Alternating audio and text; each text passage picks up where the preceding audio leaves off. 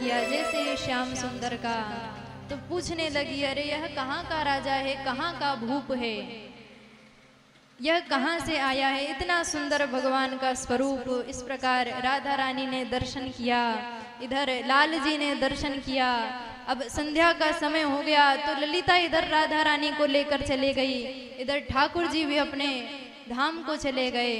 अब इधर वृंदावन की धरा पर आए तो भगवान की इसी प्रकार अब लीलाएं प्रारंभ हो गई है। भगवान ने धीरे धीरे अपनी लीलाओं को प्रारंभ किया। अब भगवान ने कभी यमुना जी पर जाकर कालिया नाग का मर्दन किया, कभी भगवान ने यमुना जी पर जाकर गोपियों का चीर चुराया। इस प्रकार भगवान की कथा आगे बढ़ती रही और कितनी ही लीलाएं वृंदावन की धरा पर जाकर भगवान ने की। समय का अभाव बहुत है, आगे के हम जो मूल प्रसंग है श्री गिरिराज जी महाराज का धारण जब भगवान ने किया, हम उसकी कथा में प्रवेश करते हैं। एक बार यशोदा मैया ने बड़ा ही सुंदर 56 भोग बनाए, बड़े ही मधुर मिष्ठान बनाए। तो ठाकुर जी ने जाकर पूछा, अरे मैया तुम यह मिष्ठान बना रही हो, इतना 56 भोग बना रही हो, यह काके ताई बना रही हो, कौन है आने वाला है जिसके लिए तुम इतना भोग बना रही हो। तो यशोदा मैया तो अपने कार्यों में व्यस्त थी।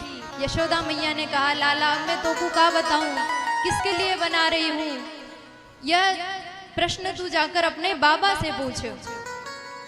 तो ठाकुर जी गए नंद बाबा के पास, नंद बाबा से जाकर पूछा कि मैया बाबा आज क्या बात है, मैया किसके लिए 56 भोग बना रही हैं, काय की इतनी तैयारी कर रही हैं, आज कौन आने वाला है, कौन सा उत्सव है जो मैया इतनी तैयारी में लगी हैं। तो नंद बाबा ने कहा, अरे लाला तो को ना पता, आज गिरिराज आज इंद्र भगवान की पूजा करेंगे हम। जो इंद्र देवता हैं वो हमारे किसानों के देवता हैं। जब हम उनकी पूजा करते हैं तो इंद्र देवता हम सभी से बड़े प्रसन्न होते हैं, और जब इंद्र देवता प्रसन्न होते हैं तो वे वर्षा करते हैं, हमारे खेत में वर्षा होती है तो वे बड़े प्रसन्न होते हैं और हमारी फसल भी बहुत अच्छी होती है। तो ठाकुर जी ने कहा कि अगर बाबा हम पूजा करेंगे तो हमारे खेत में बारिश होगी, और हमारा पड़ोसी पूजा ना करेगा तो क्या उसके खेत में बारिश ना होगी। तो बाबा ने कहा, अरे हम पूजा करेंगे तो उसका फल उसे भी मिल जाएगा, उसके खेत में भी होगी, क्यों नहीं होगी। तो ठाकुर जी आज अपने पिता को समझा रहे हैं, नंद बाबा को, कि भगवान पिताजी यह तो उनका काम है, अगर हम पूजा करें ना करें, अब इंद्र देवता बने किस लिए हैं, ताकि वे बारिश कर सकें, वायु देवता बने किस लिए हैं, ताकि पवन चल सके, हम सभी श्वास ले सकें। ऐसा थोड़ी ना होता है कि हम पूजा करेंगे तो हमें फल मिलेगा, हमारे खेत में बारिश होगी, बाकी दूसरों के में भी तो होगी, उनका काम है। अरे पूजा करना है तो किसी ऐसे देव की करो जो निस्वार्थ भाव से लोगों की सेवा करते हों। और यहाँ पर सभी अपने अपने कर्म का फल ही तो भोग रहे हैं। भगवान कहते हैं, कर्मणा जायते जंतु कर्मणैव विलीयते सुखम दुःखम भयं क्षेमं कर्मणैवाभिपद्यते। भगवान ने स्वयं कहा है इस श्लोक में, कर्मणा जायते जंतु, कर्म से ही सभी का जन्म होता है। आज हम यहाँ पर इस धरा पर हैं, हमारा जन्म चाहे अमीर घर में हुआ है, गरीब में हुआ है, ऊंची जाति में हुआ है, नीची जाति में हुआ है, हमारे पास जो कुछ भी है यह सब हमारे कर्मों का ही फल है। हम स्त्री बने हैं या पुरुष बने हैं, सब हमारे कर्मों का फल है। कर्म से ही हमारा जन्म होता है। कर्मणा जायते जंतु कर्मणैव विलीयते। जब हमारी मृत्यु होती है तो वह भी हमारा प्रारब्ध होता है, हमारे कर्मों का फल होता है। चाहे इस जन्म का ना हो, पिछले जन्म का होता है, लेकिन जो कुछ भी हमारे साथ हो रहा है सब कर्मों का ही फल है। तो कर्मणैव विलीयते सुखम दुखम भयम क्षेमम।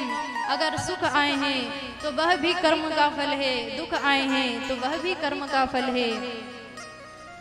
यह सब कर्म की पद्धति है। जब ठाकुर जी ने समझाया नंद बाबा को, तो नंद बाबा ने कहा कि तो फिर लाला हम किसकी पूजा करें? तो ठाकुर जी ने कहा, अरे पिताजी पूजा करना है तो क्यों ना हम सभी गिरिराज भगवान की पूजा करें, जो हम सभी को स्थान देते हैं। आज गिरिराज जी की तलहटी पर कितने भक्तगण रहते हैं, हमारी गैयाएं सब वहां पर जाकर चलती हैं, सभी वहीं पर भोजन प्राप्त करती हैं, तो क्यों ना हम गिरिराज भगवान की पूजन करते हैं।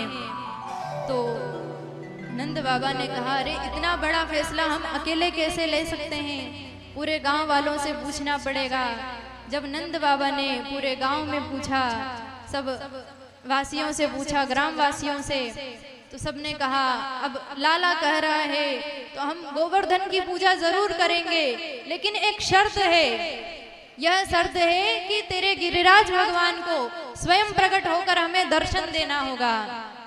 ठाकुर जी ने कहा, चलो ठीक है, तुम्हारे इंद्र देवता की तो तुम पूजा करते हो, तुम्हें तो भाई दर्शन नहीं देते, लेकिन मैं विश्वास दिलाता हूँ कि गिरिराज भगवान तुम्हें स्वयं साक्षात दर्शन देंगे। अब सभी गए, 56 भोग बनाकर गिरिराज जी के पास गए। अब गिरिराज जी का पहले पूजन किया, जल चढ़ाया, तो अब एक लोटे जल में गिरिराज भगवान का क्या हो, इतने बड़े गिरिराज भगवान। तो जैसे ही जल चढ़ाया तो सिर्फ शीर्ष ही गीला हो और शीर्ष भी ना पूरा हो। तब सभी ने प्रार्थना की, भगवान ने कहा कि सभी प्रार्थना करो, तो वे ही अपना अभिषेक स्वयं कर लेंगे।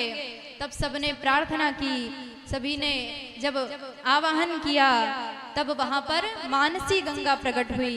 गिरिराज जी ने स्वयं वहां पर मानसी गंगा प्रकट की और फिर उससे श्री गिरिराज भगवान का अभिषेक हुआ। सभी ने भाव से पूजा की। अब गिरिराज भगवान को 56 भोग लगाया। तो अब गिरिराज भगवान इतने दिनों से भूखे थे, तो बस भोग लगाते जा रहे हैं, लगाते जा रहे हैं। 4 दिन है गए, लेकिन अभी तक गिरिराज भगवान का भोग लगाना समाप्त नहीं हुआ। बस लगाते जा रहे, दोनों हाथों से प्रसाद पा रहे हैं। अब इधर मनसोगा कहता है ठाकुर जी से, अरे तेरा गिरिराज कब से भूखा है, का इसको भोजन ना मिला? ठाकुर जी कहवे, अरे प्रेम से भोग तो ऐसे ही लगे। दोनों हाथों से ही गिरिराज भगवान ग्रहण कर रहे और साक्षात फिर गिरिराज भगवान ने दर्शन भी दिया। अब इधर इंद्र को पता चला कि मेरी पूजा ना करके सभी ग्रामवासियों ने गिरिराज भगवान की पूजा की है, तो बड़ा ही क्रोध, ही अपना अभिषेक स्वयं कर लेंगे। तब सबने प्रार्थना की, सभी ने जब आवाहन किया, तब वहां पर मानसी गंगा प्रकट हुई।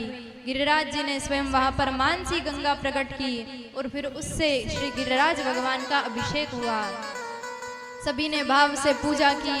अब गिरिराज भगवान को 56 भोग लगाया। तो अब गिरिराज भगवान इतने दिनों से भूखे थे, तो बस भोग लगाते जा रहे हैं। 4 दिन है गए, लेकिन अभी तक गिरिराज भगवान का भोग लगाना समाप्त नहीं हुआ। बस लगाते जा रहे, दोनों हाथों से प्रसाद पा रहे हैं। अब इधर मनसोगा कहता है ठाकुर जी से, अरे तेरा गिरिराज कब से भूखा है, का इसको भोजन ना मिला?